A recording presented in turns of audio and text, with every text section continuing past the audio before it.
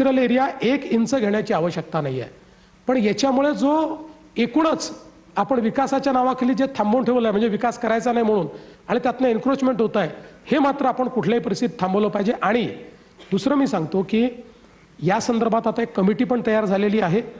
मला असं वाटतं की त्या कमिटीचं काम अंतिम टप्प्यामध्ये आहे आणि त्यांचे जे काही सजेशन्स येतील ते सजेशन्स आम्ही पुन्हा पुणेकरांना, कारण पुण्यामध्ये आपण सजेशन घेऊन ते मान्य करून टाकले असं चालत नाही, त्याच्यामुळे ते पुन्हा पुणेकरांकरता आम्ही खुले करणार आहोत आणि पुणेकर सांगतील त्या पद्धतीनं पण निर्णय असा आधांतरी ठेवून रोज एन्क्रोचमेंट करा, एक दिवस टेकडीवर इंचभर जागा देखील दिसणार नाही, हे मात्र चालणार. पुणेकरांवर मधून मधून सटली टीका होते. नाही, हे टीका नाही आहे. असं आहे, मी तुम्हाला एक सांगतो, हे माझं अतिशय आवडतं शहर आहे, कारण हे बुद्धिवंतांचं शहर आहे. मला यावर यायचंच होतं की बऱ्याच पुण्याच्या नेत्यांच्या भाषणांमधून असं येतं की देवेंद्रजींचं पुण्याकडे खास लक्ष आहे. मध्ये असं मी ऐकलं होतं की इथून निवडणूक लढवणार आहात म्हणून खास लक्ष आहे का? ते मुरली अण्णा बसले आहेत, हे दादा इथे बसलेले आहेत, चांगलं चाललंय आमचं. आणि नागपूरकरांचं माझ्यावर मनापासून प्रेम आहे. 6 वेळा त्यांनी मला निवडून पाठवलेलं आहे. त्यामुळे पुण्यावर फक्त प्रेम ठेवायचं आहे, निवडणूक नागपूरहूनच लढवायची आहे. मला आत्ता तुम्ही वेगवेगळ्या कमिटीजचं एकत्र येणं आणि मग निर्णय न होणं आणि त्यामुळे अर्धवट कामं राहणं आणि त्याचा पुढे परिणाम होणं ह्याचं एक उदाहरण आत्ताच माझ्या समोर मला आढळलं. सिंहगडचा जो फ्लायओव्हर झाला त्याला व्हायला ऑलमोस्ट 2-2.5 वर्ष लागली, त्यामुळे खूप वाहतूक खोळंबली, खूप लोकांना त्रास झाला. तो फ्लायओव्हर झाला, आता खूप आनंद होतोय आणि आता तो मेट्रोच्या पिलर्ससाठी परत फोडण्यात येणार आहे. तर हे सगळं फ्युचर प्रूफ करून एका वेळेला का होऊ शकत नाही? नाही, खरं सांगायचं झालं ना तर पुण्यामध्ये 2-3 फ्लायओव्हर्स आपल्याला तोडावे लागले. याचं कारण, मी कोणावर मला टीका करायची नाही, तर परत म्हणाल निवडणूक आहे म्हणून टीका करताय, पण काही फ्लायओव्हरचं डिझाईन पुण्यामध्ये बिनडोकपणे केलं, बिनडोकपणेच म्हणेन मी. म्हणजे काही आता तुम्ही बघा, आम्ही किती फ्युचरचा विचार करतोय. आता आपण जो पुणे नगर रोड आहे, त्याच्यानंतर पुणे सोलापूर रोड आहे, किंवा आपला चाकण शिक्रापूर हा जो आपला सगळा रस्ता आहे तळेगावपासनं, याचं आता आम्ही डेव्हलपमेंट करतो आहोत, कारण हा सगळा हाय ट्रॅफिकचा एरिया आहे. इथे आम्ही एलिव्हेटेड कॉरिडॉर्स तयार करतो आहोत. मी आधीच मीटिंग घेतली, मी म्हटलं उद्या इथे मेट्रो पोचणारच आहे, त्यामुळे एलिव्हेटेड कॉरिडॉर करताना एकत्रित विचार करायचा आणि म्हणून तिथलं प्लॅनिंग आम्ही एकत्रित केलेलं आहे. खाली रस्ता असेल, त्याच्यावर एलिव्हेटेड रोड असेल आणि त्याच्यावर मेट्रो असेल, एका सिंगल पिलरवर हे उभं राहील. 60% पैसे आपण वाचू.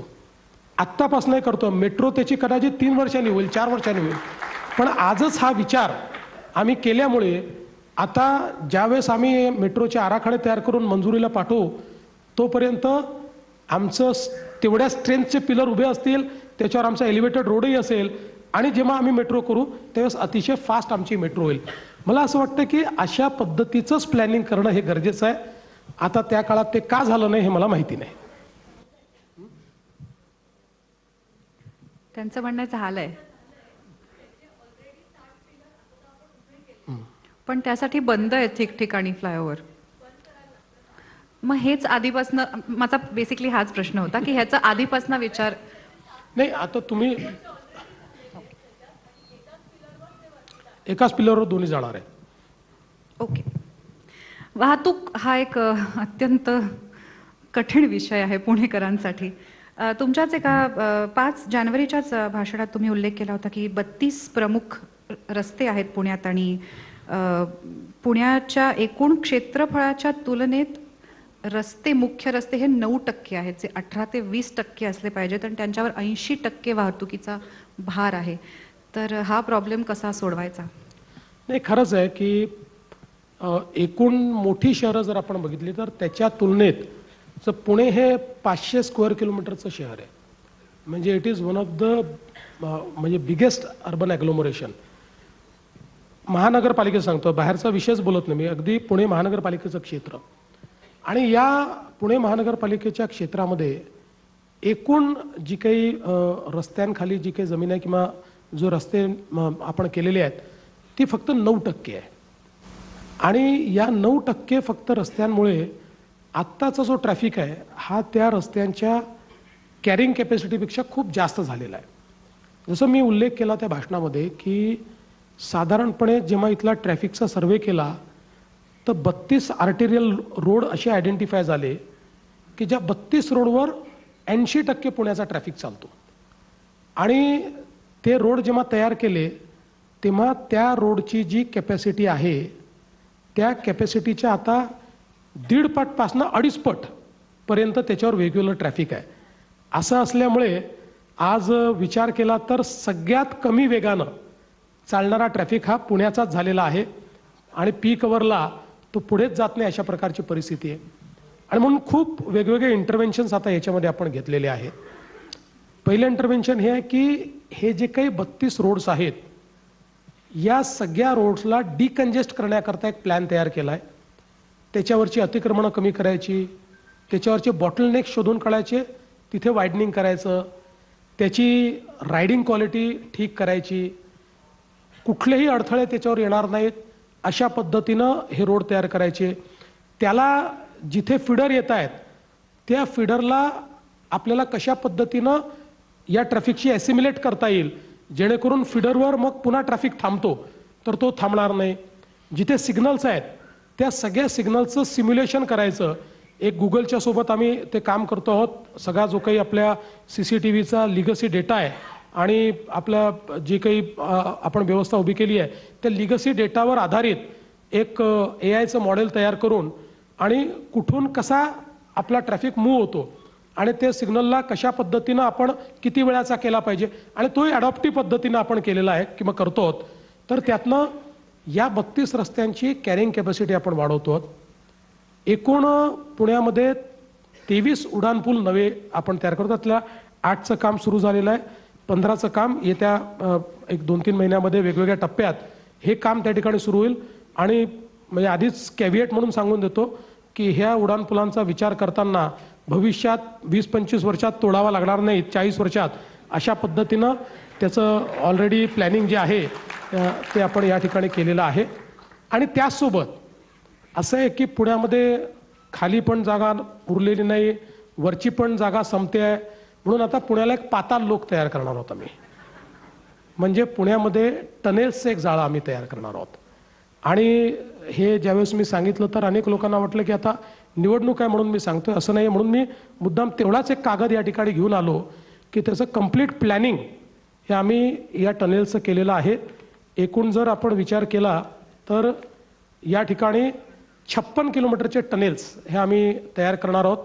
ज्याच्यामध्ये आपण जर विचार केला तर येरवड्यापासनं तर कात्रजपर्यंतचा टनेल आहे, जो स्वारगेट रेसकोर्स वगैरे अशा सगळ्या भागात जाणारा एक टनेल आहे. जगताप डेअरीपासून सिंहगड रोड, पाषाण, कोथरूड, कात्रज, त्यानंतर औंध संगमवाडी जो खडकीकडनं अशा पद्धतीचा एक आपण टनेल. अशा प्रकारे जवळपास 54 किलोमीटरचे टनेल्स आहेत आणि एकूण 32,000 कोटी रुपयाला लागणार आहेत. त्या संदर्भात त्याचं डिझाईन पण तयार झालेलं आहे. त्याच्या सगळ्या गोष्टी म्हणजे त्याचं एकूण इंटिग्रेशन जे आहे प्लॅनिंग हे देखील सगळं आपण केलं आहे. आणि हे सगळं करत असताना पुण्यामध्ये सीमलेसली पुण्याच्या एका भागातून दुसऱ्या भागात आपल्याला कसं जाता येईल याचा आपण त्या ठिकाणी प्रयत्न केलेला आहे. आणि यासोबत मागच्या काळामध्ये आपण पुणे रिंग रोडचं काम चालू केलं. एकटा पुणे रिंग रोड जो आहे हा पुण्यातल्या ट्रॅफिकचं कंजेशन 40% कमी करू शकतो. आता त्याचं काम आपलं चाललेलं आहे. आउटर रिंग रोडचं चाललं आहे आणि इनर रिंग रोडचंही चाललं आहे. हे 2 रिंग रोड झाल्यामुळे तसंही कंजेशन कमी होईल. मी या ज्या तुम्हाला लिंक सांगितल्या पुणे शिरूर, हडपसर, यवत आणि तळेगाव चाकण शिक्रापूर, यामुळे एक प्रकारे जे आपले MIDCs आहेत किंवा इंडस्ट्रियल इस्टेट्स आहेत किंवा आपले मेजर जे काही शहर आहेत तिकडे जाणारे रस्ते त्याच्यावरचंही जो काही लोड आहे तो आपण कमी करू. आणि या टनेल्सच्या माध्यमातून या पाताल लोकच्या माध्यमातून आपण मला असं वाटतं की पुण्याला पूर्णपणे डिकंजेस्ट करू शकू. आणि याच्यासोबत मगाशी ज्याचा उल्लेख झाला की कुठलंही शहर केवळ रस्त्यांच्या भरोशावर डिकंजेस्ट होत नाही. ते डिकंजेस्ट होतं त्या ठिकाणच्या जी काही पब्लिक ट्रान्सपोर्ट सिस्टीम आहे त्याच्या भरोशावर. पुण्यामध्ये आपण जवळपास 100 किलोमीटरच्या वर मेट्रोचं नेटवर्क तयार करतो. 32 किलोमीटर आता झालेलं आहे, 24 किलोमीटरचं काम चाललेलं आहे. आत्ता नवीन 2 कॉरिडॉर्स आपल्याला मंजूर झाले आहेत. एक कॉरिडॉर आपण अजून तयार करून आता त्या ठिकाणी पाठवतो आहोत. त्यामुळे या सगळ्या कॉरिडॉरचं काम झाल्यानंतर एकीकडे 100 किलोमीटरचं मेट्रो नेटवर्क आणि मागच्या काळात पुण्यामध्ये आम्ही 1000 इलेक्ट्रिक बसेस घेतल्या आणि पुण्यामध्ये काही छोट्या बसेस देखील घेतल्या.